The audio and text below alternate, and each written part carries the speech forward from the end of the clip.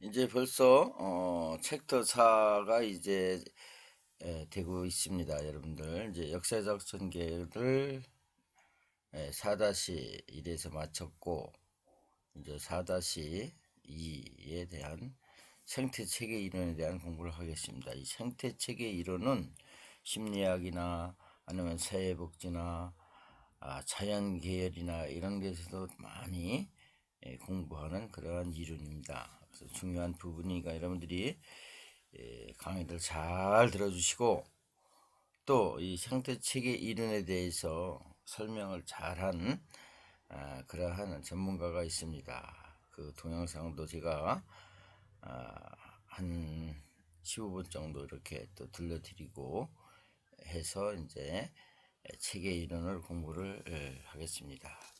그래서 여기 보면은 1. 사회체계 이론과 생태학 이론. 두 번째, 기능주의 이론과 권력, 힘, 관련 이론. 3. 교환 이론과 사회 구성론. 4. 엘리트 이론과 다원주의 이론. 5. 사회 자본 이론. 이렇게 되겠어요. 넘겨보겠어요. 학습 목표예요. 학습 목표는 사회체계 이론을 생태학 이론, 기능주의 이론, 권력 이론, 교환 이론, 사회 구성 이론, 엘리트 이론, 다원주의 이론, 사회 자본 이론 등 각 이론이 특징을 파악하고 상호 비교하여 이해한다. 각 이론의 관점에서 지역사회 속성을 파악하고 지역사회 복지 실천에 적용할 경우 유용성을 탐색한다. 이렇게 되어 있습니다. 새롭지요? 체계 이론, 소셜 시스템 레어리. 소셜이 사회적, 시스템, 체계, 레어리 이론 이렇게 되겠어요. 개념은 체계란 각 부분이 모여 상호작용을 하는 물체나 요소의 집합체라. 체계란 체계 여러분들 이제 우리 몸을 한번 생각해 봅시다. 우리 몸에는 우리 몸을 이루기 위해요. 머리도 있고 또 눈도 있고 여러 가지 지체들이 있어요. 각 체계적으로 그 체계가 보여서 우리 한 몸이 이루어서 우리가 이런 육체를 가지고 있는 것과 마찬가지로 이 모든 체계는 그러한 체계를 갖추어서 서로 상호작용을 한다 이런 뜻을 가지고 있어요. 체계란 각 부분이 모여 상호작용을 하는 물체나 요소 집합체를 얘기한다. 그래서 체계 이론은 이론에 따른 체계는 다음과 같은 특징을 가지고 있다. 체계의 특징이에요. 각 부분 하위 체계가 모여 상호작용을 하며 이뤄내는 전체로서 체계는 부분들의 합으로서 다른 상위 체계이다. 이렇게 하위 체계에서 상위 체계까지 모여서 합이 이룬다는 얘기예요. 체계의 구성 요소들은 상호작용을 통해 한 부분의 변화가 일어나면 다른 부분에서 변화가 일어난다. 옮겨볼게요. 다자가 이렇게 끊겼어요. 그 다음에 모든 체계는 볼펜을 좀 꺼내야 되겠네요. 이 부분은 모든 체계는 다른 체계 구성원의 영역을 가지며 이를 가르쳐준 기준의 경계이다. 모든 체계는 다른 체계와 구분되는 독자적 영역을 가지며 이를 가르치는 기준의 경계이다. 체계는 내부 구성체들의 관계만이 아닌 외부 환경과의 상호 교환 관계를 통해 유지되는 개방 체계로 존재한다. 이 체계에는 여러분들 이제 앞으로 나오겠지만 이 개방 체계가 있어요. 개방 체계가 있고 폐쇄 체계라는 게 있어요. 폐쇄 체계. 글씨가 잘 안 써지네요. 폐쇄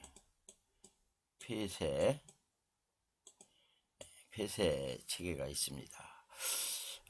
그래서 이제 앞으로 같이 또 이런 내용도 공부를 하겠어요. 그래서 속성을 한번 보면 이 사회 관점에서 지역사회의 속성에 첫째, 우리가 지역을 공부하기 때문에 여기에는 지역사회 체계를 우리가 또 이렇게 관점을 가지고 이해하는 거예요. 그래서 지역사회 하나는 사회체계이죠. 예, 사회체계이죠. 지역에는 경계제도, 뭐 정부제도, 교육제도, 종교제도 그런 게 다 있죠. 그 우리가 사는 지역사회는 바운다리, 여기 당진군이면은 당진시죠. 지금은 당진시와 여기 이제 경기도와 그 경계를 얘기하는 거죠. 또 정부제도, 우리가 이 바운데라는 하나의 조직, 정부에서 관리하죠. 또 그 정부 안에는 교육제도가 있고, 이 사회체계에는 뭐 종교제도, 이런 가족제도도 있고, 이러한 같은 지역의 유지 기능을 수행하는 경제, 정부, 교육, 종교, 가족 등의 하위 체계들로 구성되어 있지요. 둘째, 지역 내의 구성 체계들은 서로 수평적으로 연결되는 동시에 외부 환경과 관계에 수직 연결되어 있다. 예. 이런 수직적으로도 이제 외부와의 관계는 우리가 이 경제 체제를 생각해 본다면 그 뭐 하나의 미국의 지금 그 하나의 그 지금 해서 달러가 막 올라가잖아요. 이런 미국에서 달러가 올라가니까 그게 이제 우리나라까지 영향을 미치는 게 외부 체계예요. 셋째, 또 지역사회에서 평형 상태를 향해 움직이는 경향성을 갖는다. 넷째, 지역사회를 구성하는 체계들 간에 높은 상호 관련성이 있지만 각각 분리된 실체, 정체성을 이루고 있다. 이렇게 기억하시면 되겠습니다. 또 여기 보면 이론적 유용성과 한계예요. 이론적 유용성과 한계. 이제 유용한 게 있지만 한계점도 있다는 거예요. 첫째, 지역사회 구조적 요소들이 어떻게 구성되어 있는지, 서로 어떤 연관이 있는지, 외부 환경과 어떤 관계가 있는지 통합적 시각에서 바라볼 수 있다는 것입니다. 두 번째는 지역사회 문제를 해결하는 데 있어 거시적 맥락에서 문제를 둘러싼 다양한 체계들을 동시에 볼 수 있는 안목을 제공하게 되는 것입니다. 세 번째로는 상의 수준 체계에 중앙정부가 있고 상의 행정조직이 있고 또 상의 정책이 있고 실제로 지역사회 생활을 어떤 영향을 주는가를 분석하는 데 도움을 준다. 또한 하위 체계들이 전체 지역사회를 어떤 영향을 미치는 분석하는 도움을 준다. 지역사회 기능 수행을 위한 하위 체계와 관계 및 구조에 대한 평가를 각 하위 체계별로 하는데 도움이 된다. 이렇게 그 한계점이 있고 유용한 점들이 이렇게 네 가지가 있다는 거예요. 상호작용이죠. 주고받고 하는 그 한계점. 그래서 상태학적 개념을 한번 보겠어요. 인간은 환경과 상호작용하면서 살죠. 그래서 환경에 적응을 하죠. 적응해서 살아가는데 또 역동적인 존재라는 가정하에 환경 속의 인간으로 이해해야 된다. 예. 환경 속의 인간. 이 환경을 저버리고 우리 인간은 살 수가 없어요. 얼마나 이 환경이 중요한지 모르겠어요. 프레선인 에버리로먼트 이게 이제 환경 속의 인간이에요. 프레선인 인간. 그러므로 상태학 이론은 지역사회를 하나의 상태계로 파악하고 사회 환경의 여러 요소들과 상호 교류를 하면서 적응 및 진화해 나가는 하나의 체계로 간주하며 지역사회 현상들을 설명하고 있다. 그 다음에 생태학 이론의 관점에서 지역사회 속성이 있어요. 경쟁적인 컨퍼멘테이션보다 나은 토지 위치를 차지하기 위한 적응 과정이 있고, 또 협동적 경쟁이 있어요. 파기적 경쟁 과정을 통해 다양한 그룹을 제거하기보다는 다양한 그룹이 이해관계를 적응해 나가는 것이 있고, 중심화가 있어요. 지역사회 기능과 사회시설 및 서비스 지역의 중심으로 몰리는 것이죠. 분산이 있어요. 구성원들이 중심으로부터 밀도가 더 낮은 외곽으로 빠져나가는 것도 있고, 직결도 있어요. 개인들이 도시 등으로 이주하는 유입되는 거, 이런 걸 이제 경쟁 서로 좋은 토지를 가지려는 경쟁 제도도 있고요. 그 안에는 또 협동적 경쟁이 있어요. 우리가 서로 상호작용하며 서로 닝닝해서 시너지 효과를 가지고 있는 게 협동. 또 몰린단 말이에요. 중심으로, 한 중심으로 도시 쪽으로 몰리게 되죠. 교통도 편리하고 살기가 좋은 쪽으로 몰린단 말이야. 또 살다 보면 너무 복잡해서 외곽으로 빠지는 분산. 중심화와 직거는 좀 비슷한데 이렇게 우리가 산업화가 되면서 자기에 맞는 곳으로 직결하게 되지요. 이렇게 우리가 경쟁, 협동적 경쟁, 중심화, 분산, 직결이 있다. 이렇게 기억하시면 되겠습니다. 이쪽에 또 분리도 있네요. 분리도 있고, 개인, 집단, 배경적 특징에 따라 물리적 내에서 서로 떨어져 유사 배경 및 기능을 중심으로 하는 데는 거, 분리. 우세도 있고, 우세. 기능적으로 우위 있는 것이 다른 단위에 영향을 행사하는 것. 사람은 우위 이론에 집착하죠. 종고를 찾는단 말이에요. 친입. 지역사회는 한 집단이 완전히 분리되고 고자는 지역에 들어가는 것. 친입. 계승. 친입이 완전된 지역사회 형태. 계승은 하나의 이제 계속 이어가는 걸 계승이라고 하겠습니다. 한번 또 보겠어요.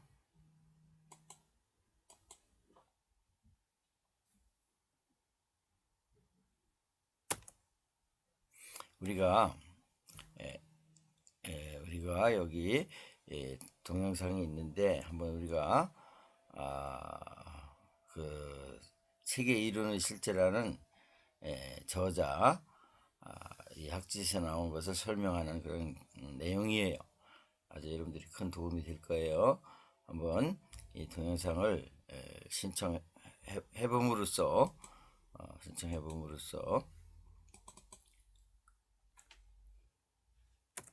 안녕하세요. 심리북튜버 송하지입니다.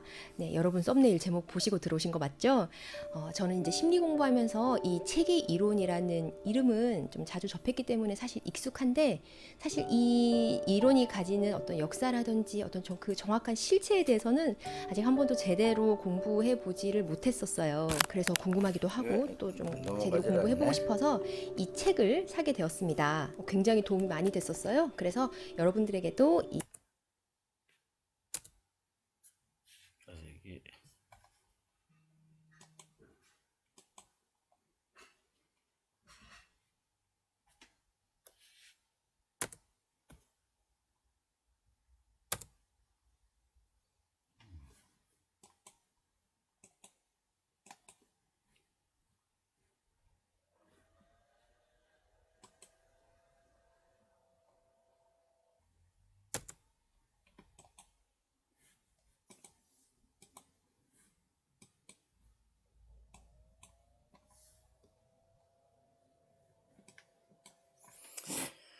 이상하네.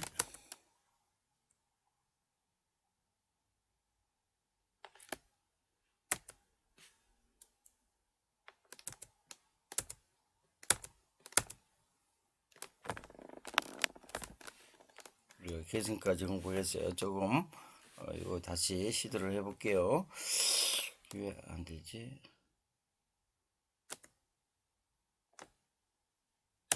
안녕하세요. 심리북튜버 송하지입니다. 네, 여러분 썸네일 제목 보시고 들어오신 거 맞죠? 저는 이제 심리 공부하면서 이 책의 이론이라는 이름은 좀 자주 접했기 때문에 사실 익숙한데, 사실 이 이론이 가지는 어떤 역사라든지 어떤 그 정확한 실체에 대해서는 아직 한 번도 제대로 공부해 보지를 못했었어요. 그래서 궁금하기도 하고 또 좀 제대로 공부해 보고 싶어서 이 책을 사게 되었습니다. 굉장히 도움이 많이 됐었어요. 그래서 여러분들에게도 이 책에 대한 소개를 좀 해드리고 싶어서 오늘 이렇게 가지고 오게 되었습니다. 이 책 내용 전체 다는 다 담지 못했지만 좀 간단하게 정리를 했습니다. 그래서 그 정리한 파일을 좀 보면서 제가 여러분들하고 같이 나눠봤으면 좋겠어요. 책의 이론은 그러니까 심리학에서만 쓰이는 건 아니고 뭐 수학, 인류학, 사회학, 뭐 철학, 행정학 등등 여러 학문에서 굉장히 광범위하게 기초가 되는 이론으로 사용이 되고 있더라고요. 근데 우리가 이제 책의 이론이라고 부르는 것의 그 역사의 시작을 거슬러 올라가 보면 처음에는 이 이론의 형태를 갖추고 있지 않았어요. 그러니까 처음부터 어떤 단독적이고 구체적인 어떤 하나의 실체를 가진 이론으로 출발을 한 것이 아니라, 그러니까 뭐 예를 들면 정신분석처럼 어떤 특정 시대에 새롭게 짠 하고 이렇게 창조된 새로운 단일 이론이 아니라 아주 오랜 시간에 걸쳐서 여러 학문들의 역사에 내재되어 있던 어떤 개념들의 구조나 틀, 뭐 혹은 기능에 대한 이런 통합된 원리들이 집합체의 형태로 존재하고 있었던 거죠. 근데 이 집합체의 형태로 이렇게 있던 것을 몇몇의 선구자적인 학자들이 개별적인 어떤 하나의 학문의 형태로 모양을 갖춰가기 시작했는데, 대표적으로 1947년에 버틀람피 혹은 베르탈람피라고 부르는 이론 생물학자가 처음으로 그 당시 생물학계의 이론이 가진 어떤 그 한계를 극복하기 위해서 이렇게 좀 생각을 발전시키다가 이 집합체의 형태로 존재하던 체계론적 틀과 구조를 생물학의 처음으로 이론의 형태로 적용을 해보게 된 거예요. 근데 버틀람피는 여기서 머물지 않고 또 그 당시 첨단 연구들의 어떤 개념들 중에 하나였던 뭐 사이버네틱스나 열역학, 뭐 물리화학 같은 이런 자연 과학뿐 아니라 사회학, 심리학, 정신병리학, 뭐 정치학, 역사학 등등 이런 모든 학문 분야에도 이것을 적용할 수 있겠다라는 생각을 하시게 된 거예요. 그래서 이러한 것들의 영향을 받아서 일반 체계 이론이라는 이름으로 아주 많은 영역의 학문에 일반적으로 적용할 수 있는 어떤 기초 이론이자 개별 학문으로서 형태를 갖춘 이론을 처음으로 제시하게 된 거예요. 그러니까 버틀람피가 어떤 새로운 이론을 짠 하고 만들어냈다기보다 다양한 학문 분야에 공통적으로 적용될 수 있는 그런 일반 원칙들을 밝혀내서 일반 체계 이론이라는 이름으로 정립을 한 거라고 볼 수 있습니다. 그래서 이 체계 이론은 개별 학문 분야인 동시에 또 개별 학문이 아니기도 한 이런 역설적인 특성을 가지고 있습니다. 어떻게 보면 기초 이론이면서도 메타적인 위치에 있는 어떤 메타 이론의 특성도 가지고 있다고 볼 수 있을 것 같아요. 단지 현대에 들어와서 각각의 어떤 다양한 학문 분야에서 사용되는 이 체계 이론의 어떤 구체적인 응용이나 적용 방법이 어떤 영향을 받은 각각의 학자들에 의해서 다 다른 모양으로 나타나는 거죠. 뭐 사회 체계 이론, 뭐 생태 체계 이론, 뭐 가족 체계 이론, 뭐 등등등. 특히 이제 심리학 분야에서는 상담, 특히 이제 가족 상담 영역에서 도드라지게 이 일반 체계 이론이 적용되어 발전한 것을 알 수 있습니다. 그리고 이 책은 가족 치료의 어떤 여러 이론들을 만든 학자들에게 영향을 미친 일반 체계 이론의 어떤 개념들의 그 내용에 대해서 자세히 공부할 수 있는 현재로서는 유일무이한 책인 것 같아요. 그래서 이 책을 공부하시면은 많은 이런 가족 상담 이론들, 뭐 각기 하나하나의 나무만 보던 거에서 큰 숲을 볼 수 있는 그런 시야를 가지는데 도움이 되실 겁니다.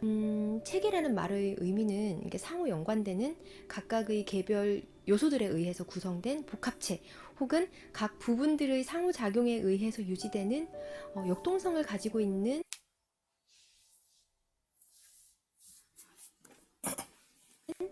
항상성을 가지고 균형을 유지하려고 하는, 어떻게 보면 생명력을 가지고 있는 유기체 같은 의미로서의 전체를 이야기해요. 시스템이라고 하잖아요. 그렇다면 체계의 이론은 무엇을 의미하는가, 이렇게 한번 설명해 볼게요.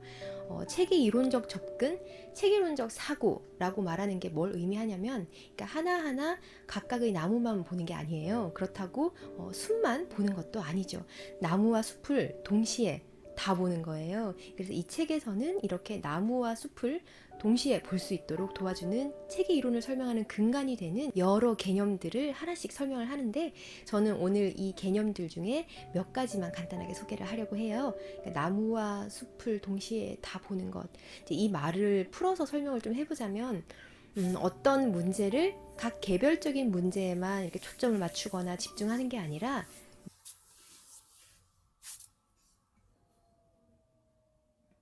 맥락의 관점에서 이해하고, 또 부분들 간의 상호작용이 어떤 식으로 문제를 유발하고 또 유지시키는지를 본다는 거예요.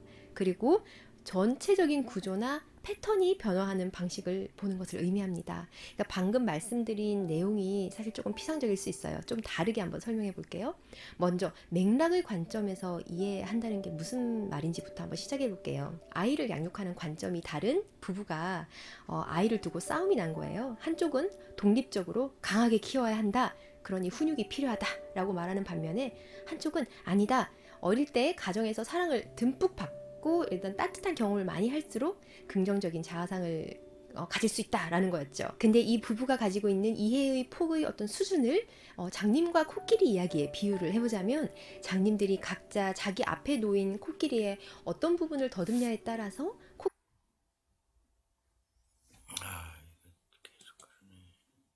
코끼리의 정의가 달라지잖아요. 코끼리는 나무통같이 생겼어. 아니야, 밧줄같이 생긴 게 코끼리야. 이렇게 싸우는 것과 마찬가지라는 겁니다. 이게 조금만 뒤로 물러서서 보면은 코끼리의 전체적인 본성을 이해하기 위해서는 다양한 시각과 관점에서 코끼리를 살펴야 한다는 것을 쉽게 알 수 있잖아요. 이 부부도 마찬가지입니다. 각자가 살아온 그 경험만을 토대로 어떤 자식의 양육 형태를 결정한다는 점에서 벗어나서, 또 둘 중 어느 관점이 맞는가 이런 걸 따지기보다는 둘 다 맞을 수 있고 아닐 수도 있다라는 방식으로 좀 더 차원을 높여서 생각을 하게 된다면 상황이 이전과 다르게 보일 수 있다는 겁니다. 그러니까 대부분의 부모는 강한 독립심과 긍정적 자아상 둘 다를 다 갖추기를 원하지 않겠어요? 자, 이 그림 아시죠? 노파가 보이는 사람도 있고 젊은 여인이 보이는 사람도 있고, 대부분의 사람이 자연스럽게 이 둘 중 아, 이거 왜 이러지?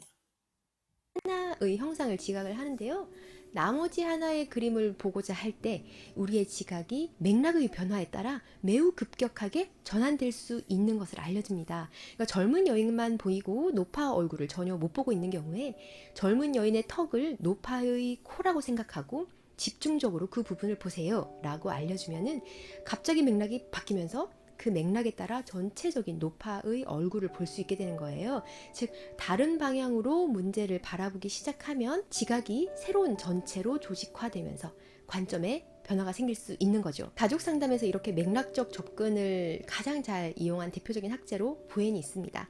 한 사람의 문제를 그 사람 자체의 문제로만 보지 않고 또 적어도 3대의 가계도를 살펴보고 이 맥락 안에서 그 사람의 그 문제를 바라보는 게 중요하다고 했거든요. 이 말은 한 개인은 더 큰 체계에 속해 있는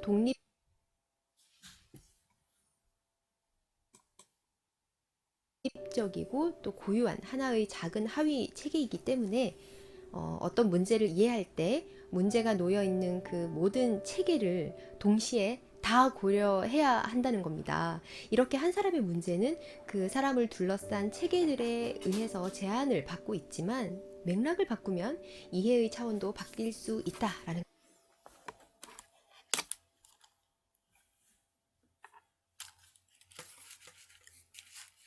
예, 우리가 이렇게 체계 이론에 대해서 잠깐 설명을 드렸어요. 예, 이렇게 체계라는 건 한 부분만 보는 것이 아니다. 전체를 보는 것이다. 기억하시죠? 그래서 여기 보면은 이제 우리가 생태 유용성의 한계 개념,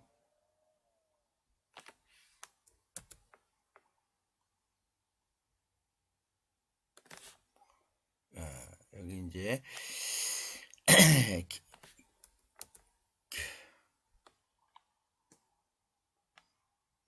여기 보면 이론적 유용성의 한계, 지역사회 현상이 시간적 공간적 차원에서 다양하게 분석하도록 한다. 둘째, 지역사회 내 집단 경쟁 질서, 형성, 과정, 집단 주변 환경 적응의 방식과 개입 방안을 모색, 그리고 물리적 환경, 주거 환경, 지역 인프라 등 지역사회 삶의 질에 어떤 영향을 미치는지를 제시해 준다. 셋째, 특정 계층의 특정 지역을 중심으로 한 집중화, 소수 집단, 격려, 빈민화, 비행동화 등과 같은 과정을 이해하는데 또 우리가 알 수가 있죠. 도움을 준다는 거죠. 또 지역사회 수준에 나타나는 다양한 집단들의 생활 양식을 이해하는 데 도움이 된다. 여기 보면 또 기능주의의 이론이에요. 기능. 그래서 이런 생태학계 체계에서는 이론들이 있어요. 이론들이 있는데 이제 우리가 생태학적 측면에서 기능주의이 아니라 체계 이론 중에서의 기능주의 이론이라 이렇게 기억하시면 되겠어요. 그래서 개념을 보면 기능주의 이론, 모든 것이 이제 자기마다 기능을 한다는 뜻을 얘기하고 있어요. 그래서 기능을 함으로써 한 가지 지체가 체계가 기능함으로써 그 하나의 단위를 이루는 걸 기능주의 이론이다 이렇게 하시면 되는데, 한번 제가 읽어보겠어요. 사회가 유지되기 위해서는 생물차가 기본적으로 요건들을 충족되어야 하듯이 유기체인 사회, 가족, 정치, 문화, 경제, 교육, 종교 등 상호 의존적인 부분들이 구성되어 하나로 체계를 이루고 있다. 그리고 각 부분의 합의된 가치와 규모에 따라 움직이며 조절, 조정, 통합 등을 통해 전체 사회 균형과 안정을 지향하는 이런 움직임도 있다는 것이죠. 또 기능주의 관점에서 사회 문제는 어떤 사회 체계가 상호 체계에 대하여 기능적 요건을 충족하지 못하고 있는 상태, 한 사회 체계의 사회적으로 합의된 규범을 준수하지 못하고 있는 상태, 어떤 사회 체계, 사회와 과정과 결과, 실패한 상태로 정의할 수 있다. 그래서 기능주의 관점 이론에서 보면 첫째, 정부, 경제, 사회, 종교, 가족, 둘째, 하위층의 구성관 또는 하위층 등의 관련성, 셋째, 지역사회에 포함한 모든 체계의 균형의 상태로 움직이는 경향이 있다. 넷째, 하위체계 간에 상호 관련성이 있다 하더라도 각각 하위체들이 역시 하나의 분리된 실체로 이루어지고 있다. 여기서 이제 이론적 유용성의 한계. 첫째, 지역사회 문제의 원인이 사회 체제보다 개인, 가족, 일탈적 하위문화, 부실한 교육 제도 등 하위체계의 기능 제대로